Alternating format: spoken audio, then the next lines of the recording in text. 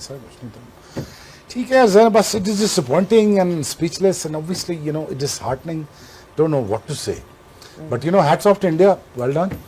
और बस इसको यार पॉलिटिकल ना बनाओ, इस मैच क्रिकेट मैच हो रहा है, क्रिकेट मैच पॉलिटिकल ना करो यार। हम अच्छी अच्छी बातें आपके लिए कर रहे हैं ना, बैठे हुए ना, हमने कोई पॉलिटिकल स्टेटमेंट दिया आपके लिए, सो हम बड़ा कुछ कह सकते हैं, लेकिन इसको यार हैंडशेक कर लो। मैंने मैच के आपको प्री मैच में भी कहा था, कर लो हैंडशेक, कोई मसला नहीं, गेम ऑफ क्रिकेट है, show your grace, it's okay, होती रहती हैं, ठीक है, लड़ाई झगड़े घरों में हो जाते हैं, कोई मसला नहीं, ठीक है। इसका ये मतलब तो नहीं है you take it to the next level and to not to shake hands and just go like this.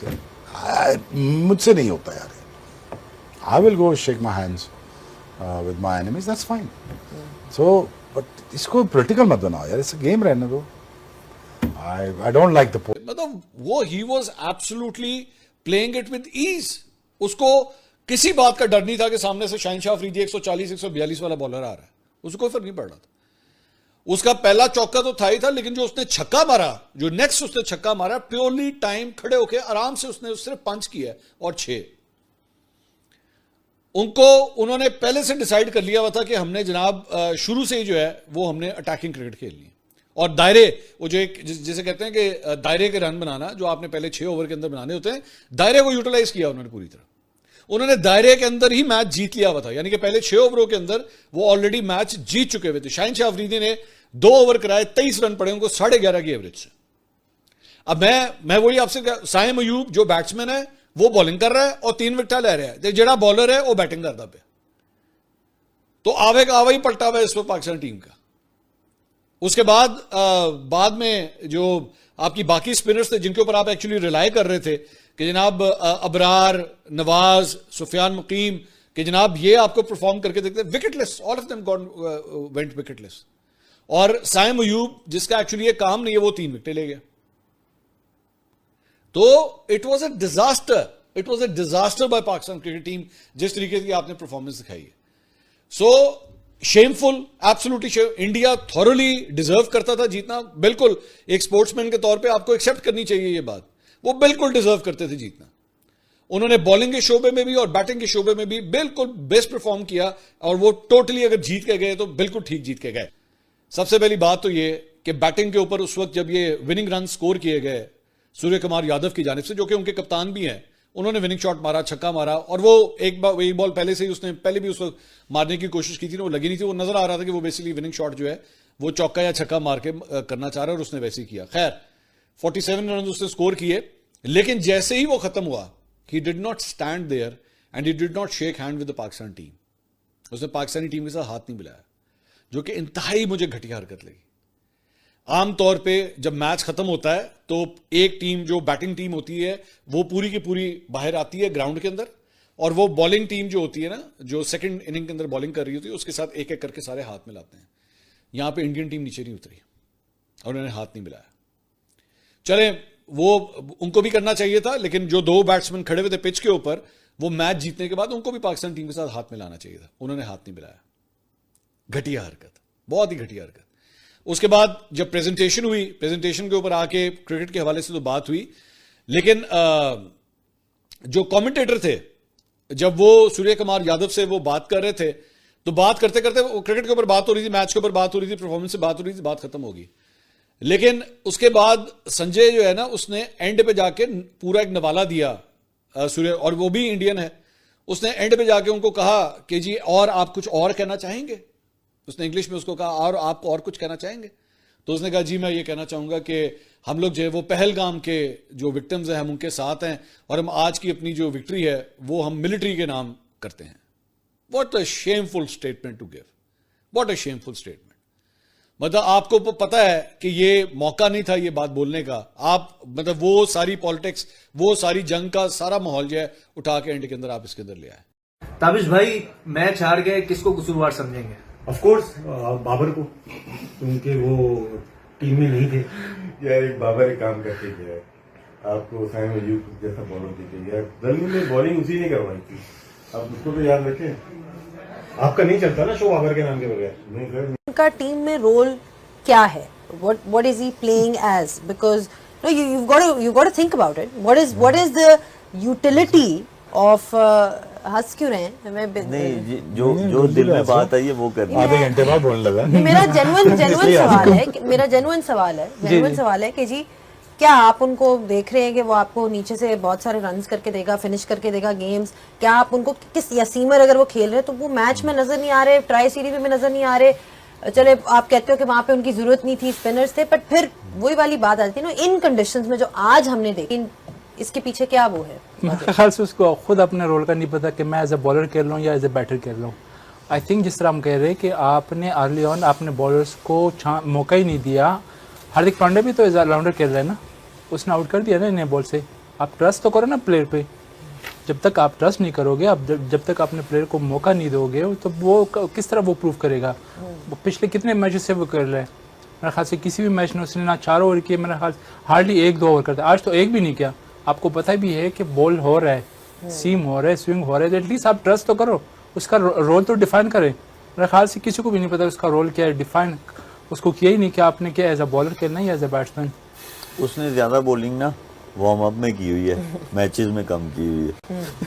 ये मतलब बिल्कुल सही बात की है उसने कि यार अगर आप ट्रस्ट ही नहीं करते कि किसी की एबिलिटी पे खिला रहे हो तो फिर बॉलिंग कराओ। 8 नंबर पे वो 8 नंबर पे खेल रहा है। अब 8 नंबर पे आप कोई बैटर तो नहीं खिलाएंगे ना, बॉलिंग ऑलराउंडर खिलाएंगे ना आप।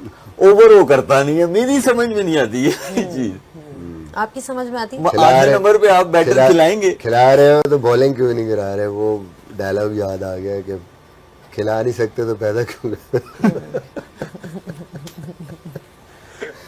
मतलब देखिए, चलो क्रिकेट का लेवल तो नीचे गया है, हाँ जी, और यार सिलेक्शन का लेवल भी नीचे ले गए, सोच वो वाली भी नीचे ले गए कि 8वें नंबर पे बैटर उसको आप खिला रहे हो, बॉलिंग नहीं करा रहे हो।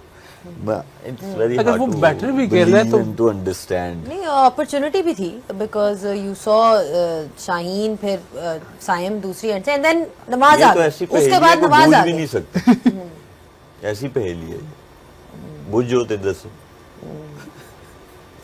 अच्छा, फर्स्ट चेंज पे आप मतलब नवाज का बनता था उस वक्त, जिस वक्त वो आए, आप भी मैच देख रहे थे, जिस वक्त वो आए उनका बनता था उस वक्त? मेरे ख्याल में क्योंकि अब हम मैच की ही बात, मतलब जो ऑन द ग्राउंड हुआ था वो मेरे डिस्कस ख्याल होता में था ना। वो ओवर सिंपल था आपके लिए। आपका एक बॉलर 2 ओवर में 2 आउट किया उसने, और लेफ्ट हैंडर सामने आया है, तो जब एक बंदे ने 2 आउट किए होते हैं तो वो एक तो दूसरी टीम पे थोड़ा उसका प्रेशर होता है, आपका कॉन्फिडेंस लेवल हाई होता है।